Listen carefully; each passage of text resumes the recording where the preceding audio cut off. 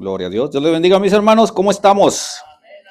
Gloria a Dios. ¿Contentos, bendecidos? Qué bueno. Sabe que Dios es muy bueno con nosotros. Muy, muy bueno. Por eso le alabamos y le glorificamos. Él es nuestro Dios. Gloria al Señor. Vamos a la palabra de Dios en el libro del profeta Jeremías, capítulo 7. Lea junto conmigo la palabra de Dios. Por favor, busquen su Biblia. El libro del profeta Jeremías. En el capítulo 7, el día de hoy voy a hacer algo un poco diferente. El mensaje va a ser un poco diferente a lo que como regularmente traigo, pero por favor escúchalo hasta el final. Mis amigos también que me están viendo ahí en el Facebook o en el YouTube, por favor vean este mensaje hasta el final, que les va a edificar y les va a enseñar algo muy poderoso. Porque hay poder en el Señor, hay poder en su palabra. Gloria al Señor. Vamos a leer Jeremías 7 del 16 al, ¿qué será? Al 19. Cuando esté listo dice amén. Gloria a Dios. Dice la palabra de Dios en el nombre del Padre, del Hijo y del Espíritu Santo. Dice, tú pues no ores por este pueblo, ni levantes por ellos clamor ni oración, ni me ruegues, porque no te oiré. ¿No ves lo que estos hacen en las ciudades de Judá, en las calles de Jerusalén? Los hijos recogen la leña, los padres encienden el fuego y las mujeres amasan la masa para hacer tortas a la reina del cielo y para ofrecer ofrendas a dioses ajenos, para provocarme a ira. ¿Me provocarán ellos a ira? Dice Jehová. ¿No obran más bien ellos mismos su propia confusión? Aleluya. Te adoramos, Señor. Te pedimos, Dios, tu guianza en esta tarde, Señor, para este mensaje, Señor, y que este mensaje pueda ser visto no por uno, por muchos, Señor, que puedan, Señor, ser edificados, Padre, en esta palabra, Señor. En el nombre de Cristo Jesús, Señor, revela tu gloria, Padre, a todo oyente, Señor, a toda persona que se encuentre con este video, también no solamente los que estamos aquí presentes, sino los que nos ven ahí en las redes sociales. Padre bendito, manifiesta tu gloria en ellos, en el nombre de Cristo Jesús. Aleluya, gloria a Dios. Tomen su lugar, mis hermanos. Bueno, pues nos hemos gozado en la presencia de Dios, en las alabanzas, amén, en la adoración, diciéndole al Señor, a Dios que Él es nuestro Señor, que Él gobierna nuestra vida, que Él es majestuoso, que Él es nuestro pastor. Amén, gloria a Dios. Y eso es muy bueno. Pero ¿de qué habla el profeta Jeremías? Esta revelación que él tiene. Los profetas son hombres que hablan con Dios y traen la palabra de Dios al pueblo. Lo que Dios le dice a ellos, esos van y le dicen al pueblo. Esto es lo que Dios dijo. Así y así y así. Y Jeremías está hablando con Dios. Y Dios se muestra aquí enojado. Le dice, ya no ores por ellos, no te voy a oír. Deja de clamar por ellos. Ellos están haciendo mal. Ellos están en pecado. Pero ¿qué pecado están aquí cometiendo las personas? Bueno, leímos el versículo 18 que dice, los hijos recogen la leña, los padres encienden el fuego y las mujeres amasan la masa para hacer tortas. ¿A quién? A la reina del cielo. Por ahí tenemos el versículo para que lo estén mirando, a ver si lo pueden proyectar. Para hacer tortas a la reina del cielo. ¿Quién? Y dice más adelante, para provocarme a ira. ¿Quién es esta reina del cielo? También por ahí traje algunas imágenes de esta supuesta reina del cielo. Hay varias imágenes ahí. El texto denuncia la adopción de prácticas paganas por parte del pueblo de Dios. La reina del cielo representada una falsificación de la verdadera adoración a Dios, enfocada en la fertilidad y en la prosperidad material. Y Dios advierte que este culto idolátrico trajo sobre el pueblo de Dios la destrucción, el hambre y la espada, demostrando que la seguridad no proviene de deidades falsas, sino de la obediencia al Dios verdadero.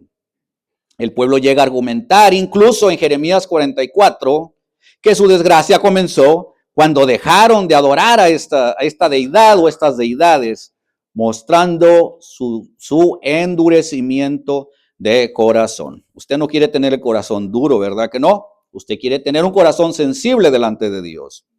La adoración a esta supuesta reina del cielo es condenada y es una abominación que provocó la ira de Dios. Este es un serio pecado de idolatría. ¿Por qué? Porque la Biblia lo dice. ¿Y la Biblia qué es? La Biblia es la palabra de Dios. La Biblia es Dios hablando al hombre. Dios hablando en aquel tiempo y Dios hablando en este tiempo. Dios le está hablando a usted en este tiempo. Usted que me está viendo, usted que me está oyendo. Vamos a la actualidad. ¿A quién se le llama actualmente la reina del cielo? Le voy a hacer una pregunta. ¿Usted cree que la Virgen María y la Virgen de Guadalupe es la misma? ¿Y todas las demás vírgenes que supuestamente se aparecen son la misma que María? Bueno, pues se dice en el catolicismo que son advocaciones, ¿verdad? Y vamos a empezar hablando de historia, así que quédese, si me está mirando ahorita, quédese hasta el final porque esto le va a interesar. Y empecemos hablando de la historia. Esto se tardó algunos años en llegar a México, desde Jeremías, toda esa idolatría, y se ha rastreado orígenes desde el siglo VIII. Y seguimos viendo sus orígenes en el primer siglo y seguimos viendo que esto continúa hasta el día de hoy. Vamos a hablar esto, ¿verdad? Con el entendimiento abierto, ¿verdad? No hay que aferrarnos de que es que esto es lo que yo creo, es que esto es lo que me enseñaron. Vamos a ser maduros y vamos a abrir nuestra mente a ver qué es lo que Dios nos quiere decir. Le voy a contar algo de historia. La parte mexicana dice en la tradición y la leyenda que en diciembre 9 de 1531, y vamos a ubicar allá nuestra mente, 1531, pero la caída de Tenochtitlan en México fue en 1521. Y al territorio mexicano se le llamó la Nueva España en aquel entonces. Todavía no es el virreinato y todavía no es formalmente México. Es la Nueva España en aquel entonces, porque los españoles vinieron a conquistar en México. Y entonces empiezan a construirse conventos franciscanos y agustinos. Y el pueblo se está cristianizando a través de la Iglesia Católica. Pero es un cristianismo mezclado con otras cosas, con paganismo. Y tenemos aquí al indio Juan Diego, que va hacia Tlatelolco, donde se estaría construyendo un convento. Y para eso tiene que atravesar el cerro del Tepeyac, que en realidad se llama Tepeyacac. De repente ve una imagen desconocida, algo desconocido para él. ¿Y qué habría pensado él de esa imagen? Una aparición de repente. Pero en ese entonces, recuerde que se adoraban muchos dioses. Y entre ellos se adoraba a una diosa llamada Tonantzin, que se adoraba ahí en el cerro del Tepeyac. Los indios de las Américas antiguas eran idólatras y ellos estaban siendo cristianizados por la Iglesia Católica que venía de España. Pudo haber sido probable que los indios de aquel entonces estuvieran familiarizados con el estandarte que trajo Hernán Cortés de la Virgen de Guadalupe de España. Y ahorita le voy a contar la historia también de la Virgen de Guadalupe de España, porque la Virgen de Guadalupe no nació en México. La historia viene desde España y viene todavía hasta más atrás. Así que la tradición católica dice que todas las vírgenes son María y que todas son la misma: Fátima, Lourdes, la del Carmen, de la Macarena, de Yostocoba, de Montserrat, de Covadonga y de diferentes lugares donde se aparezca, le ponen el nombre del lugar. Y Guadalupe se apareció en España, dicen ellos. Y Cortés salió desde España desde 1508 con ese estandarte de la Virgen de Guadalupe. Entonces, asumimos que posiblemente Juan Diego tenía en su mente este concepto de la Virgen María, que le llamaban allá Guadalupe, que es la que traía Hernán Cortés. Y todas esas apariciones. Entonces, hay pruebas, hay escritos, y eso lo vamos a ver más adelante y vamos a llegar a una conclusión. Pero vamos a la historia, ¿verdad? Usted ha escuchado quizás la historia, algunos no, pero la historia dice así, que se apareció una mujer vestida de cielo y sol, según los textos Nican Mopogua, ahorita le voy a hablar de eso. Se le presentó una supuesta virgen, madre de Dios verdadero, así se presentó, y le pidió a Juan Diego que fuera al obispo Juan de Zumárraga, porque esta señora decía que quería que le construyeran un templo en el cerro del Tepeyac. Decía, mucho quiero, mucho deseo que me construyan mi casita sagrada en este cerro. Así dice el texto Nican Pogua. En el 9 de diciembre fue la primera aparición. Y cuando Juan Diego viene de regreso de Tlatelolco a su casa, se le aparece con el mismo tema. Se le aparece que dile al obispo que me construyan un templo. A la cual el obispo no hizo caso. Diciembre 10, Juan Diego otra vez lo mismo. Y va con Juan de Zumárraga, el obispo. Pero aquí hay una contradicción. Juan de Zumárraga no estaba en México. Juan de Zumárraga no estaba en la Nueva España. Juan de Zumárraga estaba en España atendiendo un caso de un hombre que trataba mal a los indios y fueron a España a llevar ese caso ante el rey. Y Juan de Zumárraga estaba en 1531 en España siendo nombrado arzobispo. Es una contradicción. Juan de Zumárraga estuvo de 1528 a 1530. Pero en 1531, ese obispo que se menciona en la historia no estaba en México. Bueno, la historia continúa así. Juan Diego otra vez va el 11 de diciembre. Otra vez, el 11 de diciembre no acude a la cita porque su tío Bernardino estaba enfermo. Y el martes 12 de diciembre, Juan Diego va a buscar un confesor, lo cual también es muy raro. Y no lo hallaba porque en 1531 se estaban construyendo muchos templos católicos y había muchos curas católicos. Pero Juan Diego no quiso pasar por el mismo rumbo para no encontrarse con la señora. Dice, sino que, pero la señora se le apareció por el otro camino por donde él se fue. Y las palabras que le dijo fue estas. Y estas son las palabras que están registradas en el texto Nican Pogua y es el texto que está inscrito en la Basílica de Guadalupe. Y es, de la forma que está narrada, es un texto muy enternecedor de la manera que se dice y de la manera que ¿cómo se dirá? Cuando te lo imaginas en tu mente, que te lo imaginas que te lo están diciendo a ti. Dice, oye, hijo mío, entendido el más pequeño, nada es lo que te asusta y te aflige. No se turbe tu corazón, no temas esa enfermedad, ni otro mal y angustia. ¿No estoy yo aquí que soy tu madre? ¿No estás acaso bajo mi sombra? ¿No soy yo tu salud? ¿No estás por ventura en mi regazo? No te apene ni te inquiete otra cosa. No te inquiete la enfermedad de tu tío porque ya está sano.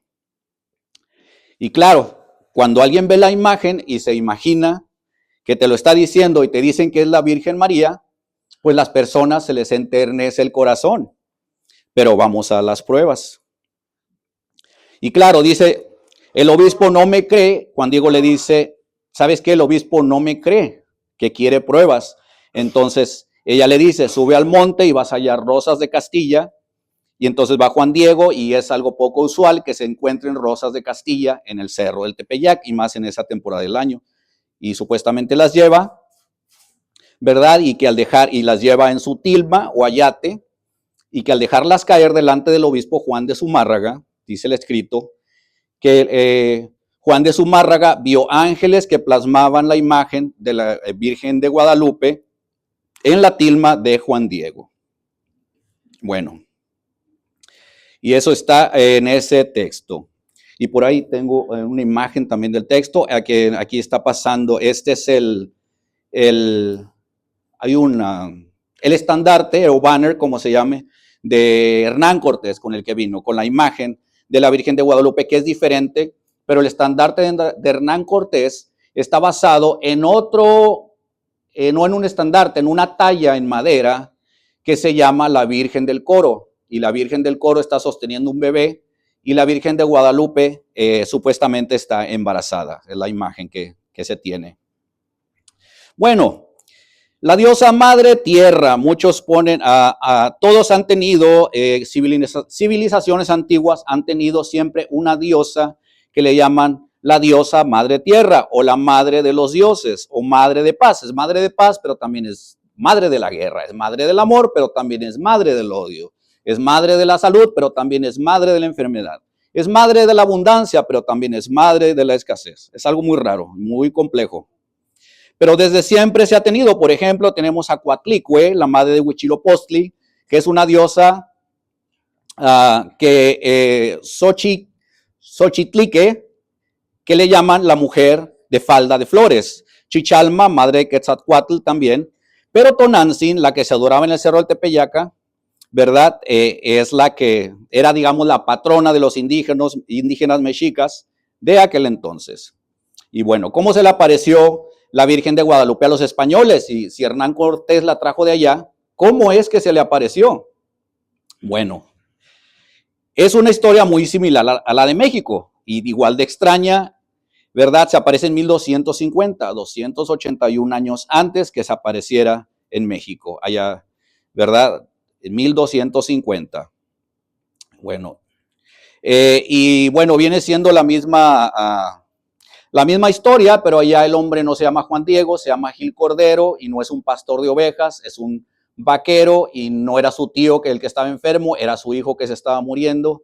Y es exactamente las mismas apariciones, la misma historia y lo mismo de todo, dijo. Quiero que me construyan aquí mi casa, quiero que me construyan aquí mi casita. Dice exactamente lo mismo, es la misma cosa. Y viene siendo el pendón de Cortés, está en el Museo del Ejército en Toledo, España. Ahí se puede ver. Y bueno, ya le dije que el pendón de Cortés, la imagen es tomada de la Virgen del Coro, una talla en madera, que está sosteniendo a un niño. Y bueno, pero la de allá, la de Hernán Cortés es güera, y la de México es morena, es del color de piel de los indígenas, y ella habla náhuatl. Cuando habló con Juan Diego, supuestamente habló en náhuatl. De hecho, el texto Nican Mopogua está en náhuatl. Bueno, ¿qué quiere decir Nican Mopogua? Nican Mopogua significa aquí ha sido dicho, o aquí está dicho. Here it is told. Y está en náhuatl, en el idioma de los mexicas de aquel entonces. Y bueno, y es lo que describe toda la historia, cómo fueron las apariciones del Cerro del Tepeyac, todo. Y ese texto está escrito en una tinta metálica que contiene un elemento que se llama cinnabar, que es un elemento tóxico y venenoso, pero que es considerado por los indígenas algo sagrado, algo de los dioses de ellos. Y bueno, el texto está en debate de quién es el autor, pero se lo adjudican a un hombre llamado Antonio Valeriano, pero este es indígena. ¿Por qué se llama Antonio Valeriano? Cuando empiezan a cristianizar los indígenas, les cambian de nombre a los indígenas. Y este Antonio Valeriano nació en 1521, murió en el 1605, pero también algo muy curioso ahí, y al último se lo voy a platicar. Y bueno, ¿de qué se trata todo esto? De Tonantzin, de Guadalupe y todas las demás vírgenes. Bueno, de Tonantzin, déjele platico esto. Tonantzin significa nuestra madrecita o nuestra señora madre. Es un título de nobleza, ¿verdad? No solamente como una mamá, sino un título de jerarquía. Nuestra madrecita es en náhuatl. Y engloba deidades femeninas como Coatlicue. Y esta diosa era adorada en el Tepeyac, ¿verdad? Y cuando Hernán Cortés trajo la imagen de Guadalupe, de la Virgen de Guadalupe de España, de Extremadura, España, se llama el lugar Extremadura, España, los indios no tuvieron ningún problema en que se adoraran a las dos imágenes juntas, Tonantzin y la Virgen de Guadalupe. Por ahí tengo unas imágenes, no tuvieron ellos ningún problema. Y al final, lo que terminó siendo es que todos se quedaron con la imagen de la Virgen de Guadalupe. Y fue como se construyó ahí el templo. De hecho, hay un templo viejo y la basílica que hay ahorita es nueva. Había un templo antiguo antes que esa que está. Y bueno, esa es la historia, ¿verdad? Incluso fuentes católicas como Camino a Guadalupe afirman que Fray Juan de Zumárraga estuvo en México de 1536 a 1546 y la aparición fue en 1531. O sea que sus textos mismos tampoco coinciden, textos católicos, tampoco coinciden con las fechas en las que Juan de Zumárraga estuvo acá, que fue el obispo que dio, digamos, fe y legalidad al asunto, ¿no? Y bueno, y esa es la historia de la Virgen de Guadalupe. Viene desde España y supuestamente se aparece en México, pero acá adoraban los indígenas a Tonantzin. Yo sé que es una historia algo larga, pero es bueno saber y es bueno conocer porque a veces cuando platicamos con otras personas, a veces dicen, bueno, tú no adoras a la Virgen porque tú no sabes, porque a ti así te enseñaron. Pero por eso debemos de estar documentados de alguna manera y buscar información para saber de qué estamos hablando cuando afirmamos algo. Y bueno, tengo más historia, pero para no hacerla tan larga,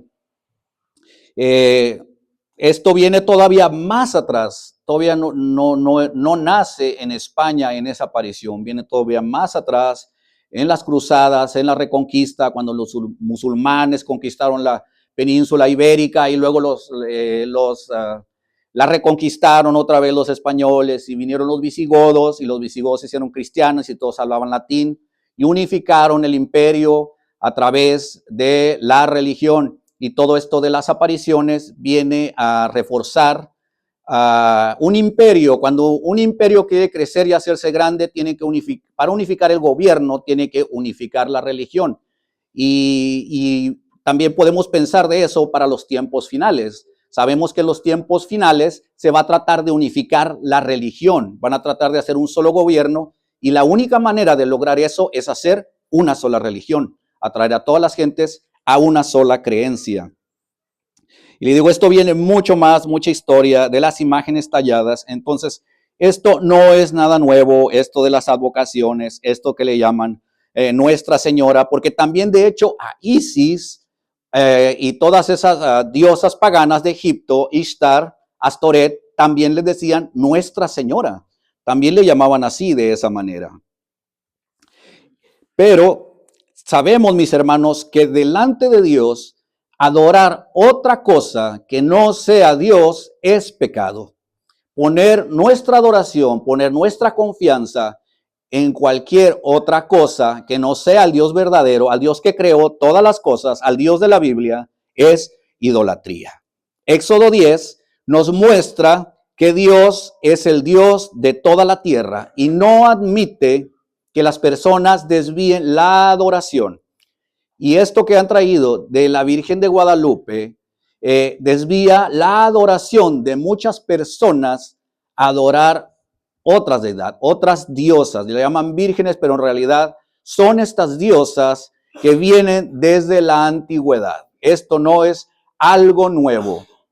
Y si usted, mi hermano, mi hermana, mi amigo que me escucha, puede entender esto, si lo puede asimilar, si su mente puede ser renovada y transformada como ya de algunos ha sido, dele gracias a Dios, porque este pecado de la idolatría es un pecado muy fuerte y son de los temas más difíciles de tratar con las personas. Para que alguien acepte, para que alguien reciba la verdad es algo difícil.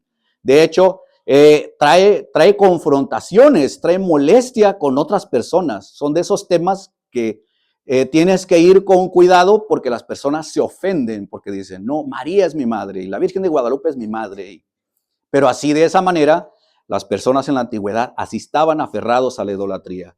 Vemos al pueblo de Israel cómo Dios lo quiere sacar de ahí y por un rato salían. Cuando les empezaba a ir mal, salían de la idolatría y ¿sabe qué pasaba después? Volvían a caer en lo mismo y se casaban con personas de otros países, con personas idólatras y adoptaban las mismas costumbres y adoraban los mismos ídolos que adoraban esas personas también. El pecado de la idolatría es un pecado muy, muy fuerte, mis hermanos. Y a muchas personas se les hace difícil salir de ahí. Y bueno, hay muchas contradicciones en todo esto. Y muchos dicen, no, que si sí se apareció y que si no se apareció, que cuál es la verdad y que por qué dicen, bueno, ya le dije, hay muchas contradicciones. De hecho, esta historia no salió a la luz, nadie la conocía hasta 1556. Fue en 1500 la aparición, 1531 supuestamente las apariciones de la Virgen de Guadalupe, pero el ayate, la tilma pintada, salió hasta 1556 y todos sabían quién la había pintado. Y hasta 1556 se escribió el texto Nican Mopogua por Antonio Valeriano. Y bueno, el obispo Juan de Zumárraga, como le dije, no estaba en México. Y bueno, hay muchas contradicciones en todo esto. Y mire, el texto Nican Mopogua dice que de las cosas, para hacer un resumen, de las cosas más controversiales que yo noté es que ella dice, la aparición, la persona, la mujer que se apareció, dice que ella es la madre de Dios perfecta. Y la Biblia dice que solamente Dios es perfecto. Y ella decía, mucho quiero, mucho deseo que aquí me levanten mi casita. ¿Y para qué quiere una persona o alguien que le levanten una casa, un templo? ¿Para qué? Dice, le daré a toda la gente todo mi amor personal, mi mirada compasiva, le daré mi salvación. ¿En quién más hay salvación si no es solamente en Dios?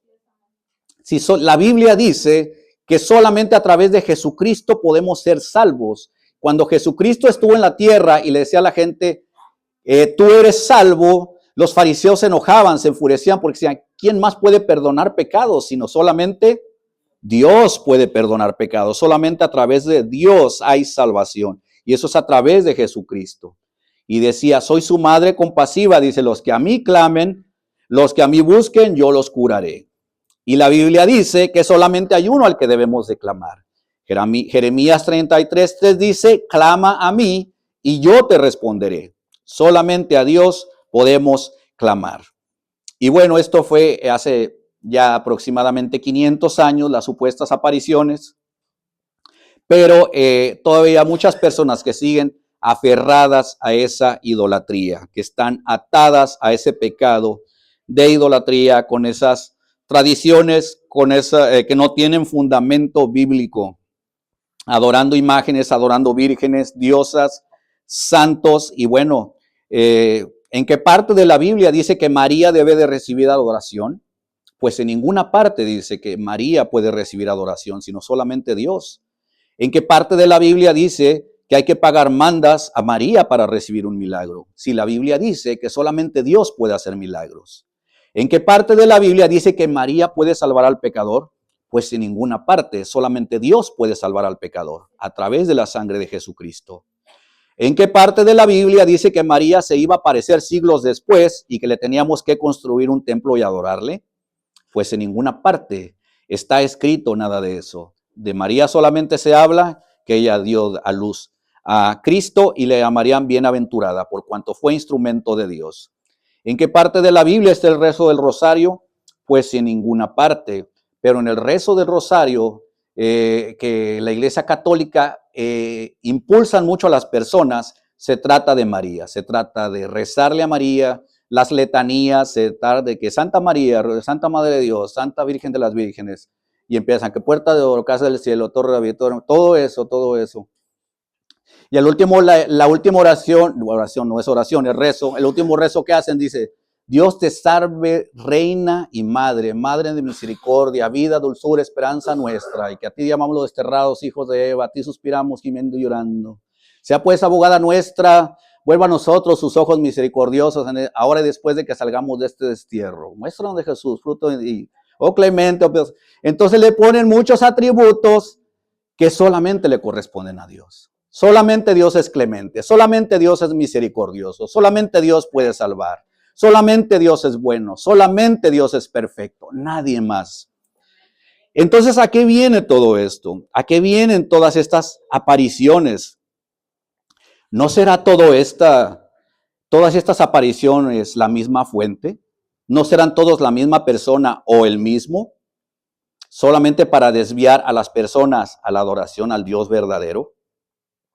Y bueno, ya para concluir, ya le dije que esto viene desde tiempos antiguos. La idolatría, el desviar la adoración al Dios verdadero por diosas, por deidades femeninas, por vírgenes, por la madre tierra. Esto no es nada nuevo. ¿Se acuerda usted que en Mateo capítulo 4 el mismo diablo quería que Jesús le adorara? Que le dijo, todo esto te daré si postrado me adorares. Al mismo Hijo de Dios, el diablo quería que Jesús le adorara. ¿Por qué tenemos que adorar alguna otra cosa que no sea Dios? ¿Y por qué todas estas apariciones pedían adoración?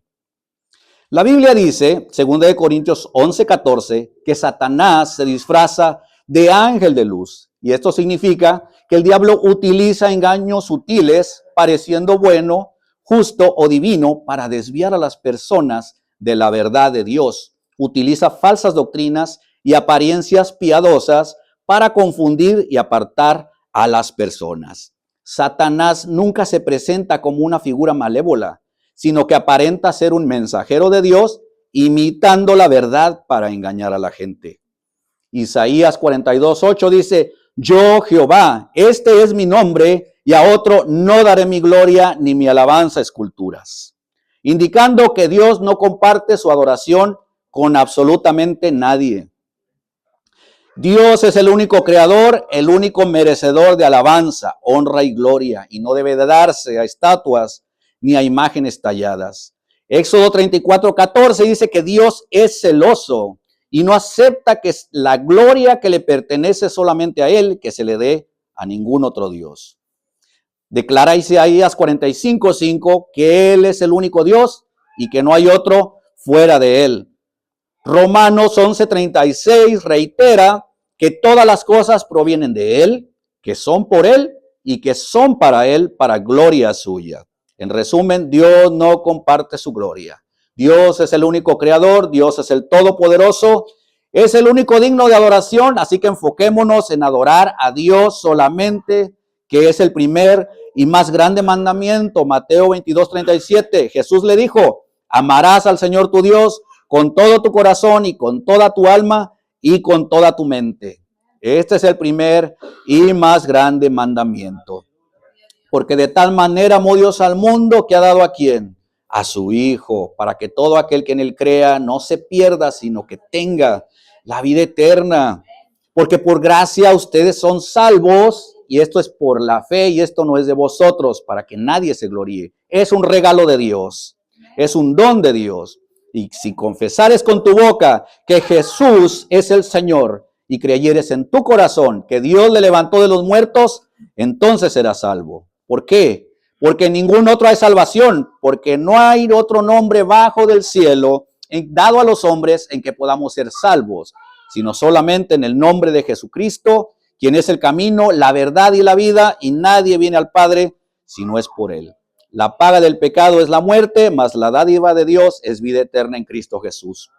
Si confesamos nuestros pecados, Él es fiel y justo para perdonarnos y nos limpia de toda maldad. Gloria al Señor. Solamente a través de Jesucristo hay salvación. Gloria a Dios. Y eso es lo que anunciamos y eso es lo que predicamos, y solamente a Él damos honra y gloria y nuestra alabanza. Bendito sea su nombre. Y si hay alguien que me está escuchando que quizás se quedó al final de este mensaje, damos la gloria a Dios por eso. Y que sepa y entienda y venga a la salvación que únicamente se encuentra en Cristo Jesús, Señor nuestro, en ninguna otra parte, porque cuando nuestro cuerpo vaya a la tierra, pasará a la eternidad. El espíritu vuelve a quien lo dio, pero el alma será juzgada. Y nuestra alma, el único que la puede salvar es Dios a través de su Hijo Jesucristo. Y es mejor que estemos a cuentas con Dios para cuando nos sorprenda el día de la muerte, estemos preparados y nuestra alma vaya a la eternidad con Dios, al gozo eterno y no a la condenación eterna. Así que yo le invito en esta tarde, en esta noche, ponga toda su confianza en el Señor. No haga ídolos. Usted dirá: ya no tengo estatuas, no tengo imágenes talladas. A cualquier cosa que le estás dando la gloria, a cualquier cosa que le estás dando tu tiempo, a cualquier cosa que le estás dando la alabanza y que no es a Dios, eso es idolatría. Si no estás rendido completamente al Señor, si tu corazón no está rendido completamente a Dios, estás en idolatría. Tienes que volver tu corazón y dirigirlo hacia el Señor completamente. Tienes que rendir toda tu vida al Señor, no una parte, no la mitad, no la cuarta parte, porque Dios no toma solamente pedazos de tu vida, Él quiere toda tu vida completa, que toda tu vida alabe y glorifique el nombre del Señor, todo el tiempo, no solamente el domingo a las 4 de la tarde, todos los días, todo el día, que nuestra vida glorifique a Dios siempre, en todo momento, en todo lo que hacemos, en todo lo que decimos, en todo lo que pensamos, que todo nuestro ser alabe al Señor. Vamos a darle gracias a Dios y en esta oración usted quiere ponerse a cuentas con Dios, o siente que en algo le ha fallado a Dios, o siente que en su vida todavía no está bien consagrada al Señor, es tiempo de hacerlo. No espere más tiempo, porque la muerte nos puede sorprender a cualquiera en cualquier minuto. Pudiéramos ya no amanecer mañana, yo no sé. Pero cualquier cosa que suceda, tenemos que estar completamente seguros que estamos en las manos de Dios y que vamos a ir a morar con Él en la eternidad. Así que es el tiempo de que pedirle a Dios que cambie nuestro corazón. Bendito Dios, te damos gracias, Padre.